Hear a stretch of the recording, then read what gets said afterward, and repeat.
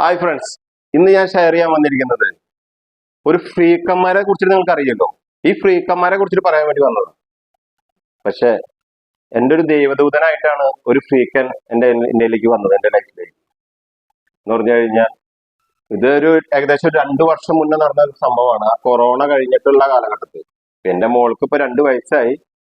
അന്ന് എൻ്റെ wife delivery ടൈമില് ഇരിക്കുന്ന സമയത്ത് ആൾക്ക് പ്രസവവേദന വന്നു. അങ്ങനെ ഞാൻ ഇവിടുന്ന് വണ്ടി എടുത്തിട്ട് കുന്നംകുളത്ത് നിന്ന് തൃശ്ശൂർക്ക് പോവായിരുന്നു. അപ്പൊ പോണ സമയത്ത് ആ ശോഭ സിറ്റിൽ അവിടെ ഒരുപാട് ബ്ലോക്ക് വരാറുണ്ട് ആ സമയത്ത്. അപ്പൊ ശോഭ സിറ്റിൽ അവിടെ ബ്ലോക്ക് ഒഴിവാക്കാൻ വേണ്ടി ദയ ഹോസ്പിറ്റലിലേക്കാണ് ഞാൻ പോകുന്നത്. അപ്പൊ മുണ്ടൂരിന്ന് ലെഫ്റ്റ് കട്ട് ചെയ്തിട്ടാണ് ഞാൻ കയറിയത്. ആ വഴിക്ക് കയറി കഴിഞ്ഞാൽ കുറച്ച് ബ്ലോക്ക് കുറവുണ്ടാവുമല്ലോ എന്ന് വിചാരിച്ചിട്ടാണ് ആ വഴിക്ക് കയറിയത്. ആ വഴിക്ക് കയറിയിട്ട് പോയിക്കൊണ്ടിരിക്കണം. ഞാൻ ഹോർൺ അടിച്ചുകൊണ്ടേയിരിക്കണം. ദിവസം ഹോർൺ അടിക്കണോ, ഹെഡ്ലൈറ്റ് പാർക്കിംഗ് ലൈറ്റ് ഒക്കെ ഇട്ടിട്ടാണ് ഞാൻ പോകുന്നത്. അങ്ങനെ പോയിട്ട് കുറെ പോയ സമയത്ത് ഒരു ബ്ലോക്കിൽ പെട്ടുപോയി. ബ്ലോക്കിൽ പെട്ട് പറഞ്ഞാൽ അവിടുന്ന് വണ്ടി അളകുന്നില്ല. അപ്പൊ ഓപ്പോസിറ്റ് സൈഡിൽ നിന്ന് ഒരു ഫ്രീക്കം വന്നു. എന്റെ വണ്ടിയുടെക്ക് എന്താ പറയാ, ബോണറ്റൊക്കെ ഇങ്ങനെ പൊന്തിയിട്ട് ഇങ്ങനെ ഒന്ന് സൗണ്ടൊക്കെ ഉണ്ട്. അങ്ങനെ സൗണ്ട് കാര്യങ്ങളൊക്കെ ആയിട്ടാണ് ആ ഫ്രീക്കം വന്നിട്ട് എന്നോട് ചോദിച്ചു, എന്താ ചേട്ടാ അവിടെ പെട്ടെന്ന് നിർത്തിയിട്ട് എന്നോട് ചോദിച്ചു, എന്താ ചേട്ടാ പ്രോബ്ലം ചോദിച്ചു. അവന് ഒന്നും അറിയില്ല, എന്നെ കുറിച്ചിട്ട് ഒന്നും അറിയില്ല, എനിക്കറിയില്ല. അവന്റെ അടുത്ത് ചോദിച്ചു, എന്താ ചേട്ടാ പ്രോബ്ലം ചോദിച്ചു. അവൻ വൈഫിന് ഇങ്ങനെ ഡെലിവറിയുടെ ടൈമാണ്, അവൾക്ക് പെയിൻ ആയിട്ട് പോവുകയാണ്, ദയ ഹോസ്പിറ്റലിലേക്ക് പോകണമെന്ന് പറഞ്ഞു. ഫ്രീക്കൻ ആ വഴിക്കാണ്ട് പോയി. പിന്നെ അത് കഴിഞ്ഞ ബ്ലോക്ക് കണ്ട് കഴിഞ്ഞു, പെട്ടെന്ന് ബ്ലോക്ക് കണ്ട് ശരിയായി. അവിടെ നിന്ന് പോകുന്ന സമയത്ത് പിന്നെ ഞാൻ കാണുന്നത് ഈ ഫ്രീക്കൻ, ഈ പയ്യൻ എന്റെ വണ്ടിയുടെ മുന്നിലാണ്. വണ്ടി എന്ന് പറഞ്ഞു കഴിഞ്ഞാൽ ഒരു വലിയൊരു വേറെന്തോ സൈസ് വണ്ടിയാണ് കേട്ടോ, എനിക്കങ്ങനെ അതിനെ കുറിച്ചിട്ട് അറിയില്ല. അങ്ങനെ ആ വണ്ടിയുടെ മുകളിൽ പോണു. വണ്ടി ഓട്ടോറിക്ഷക്കാരോട് മാറ്റി നിർത്തടാ, അതിയുടെ കൊട്ടേക്കാട് പള്ളിയുടെ ആ ഭാഗത്തേക്ക് ഭയങ്കര ഷോ ഒക്കെയാണ് ആൾ കാണിച്ചത്. പക്ഷെ വണ്ടികളൊക്കെ അവിടെ നിർത്തി. അതിനിടയിൽ കൂടെ 2 ബസ്സുകൾ അവിടെ കൊട്ടേക്കാട് പള്ളിയുടെ ആ ഭാഗത്ത് നിന്ന് നിന്നായിരുന്നു. അതിന്റെ ഇടയിൽ കൂടെയൊക്കെയാണ് ഞാൻ ആ എന്റെ കാറായിട്ട് പോയത്, വൈഫിനായിട്ട്. അങ്ങനെ കുറെ ദൂരം പോയി. എൻ്റെ ഒരു മാലാഹ ആയിട്ടാണ് ഈ ഫ്രീക്കം വന്നിരിക്കുന്നത്. മാലാഹ, ദൈവദൂതൻ. അങ്ങനെയാണ് അവനെ കാണുന്നത് ഞാനിപ്പോ. അത് കഴിഞ്ഞ് അവിടുന്ന് കുറെ പോയി. അത് കഴിഞ്ഞിട്ട് ഓട്ടോറിക്ഷക്കാരുടെ അടുത്തും എല്ലാവരുടെ അടുത്തും എങ്ങനെ പോകുന്നത് എന്നറിയില്ല. ഞാൻ അവനൊരു ഊഹം വെച്ചിട്ടാണ് അവന്റെ പിന്നാലെ വണ്ടി എടുത്ത് ഇങ്ങനെ പോയിക്കൊണ്ടിരിക്കുകയാണ്. അവന്റെ വണ്ടിക്കാണെങ്കിൽ ഒരു പ്രത്യേക സൗണ്ടും കാര്യങ്ങളൊക്കെ ഉണ്ടെന്ന് തോന്നുന്നു. എനിക്കതൊന്നും ഓർമ്മയൊന്നും ഇല്ല. അതൊന്നും അത്ര ആ പയ്യന്റെ ഫേസ് പോലും എനിക്ക് ഓർമ്മയില്ല. പക്ഷെ അവന്റെ ദയ ഹോസ്പിറ്റലിൽ എത്തുന്നതിന്റെ അതുവരെ എൻ്റെ അടുത്തേക്ക് വന്നിട്ടുണ്ടായിരുന്നു. അതുവരെ അത്രയും ദൂരം, ആ പാലം കയറി അങ്ങനെ പോകുന്ന ആ ദൂരം, അത്രയും ദൂരം അവൻ വന്നിട്ടുണ്ട് കൂടെ. എന്റെ ഫ്രണ്ടിലുണ്ട്, എന്റെ ജസ്റ്റ് ഫ്രണ്ടിലായിട്ട് ഇങ്ങനെ പോയിക്കൊണ്ടിരിക്കുന്നതിനാണ്.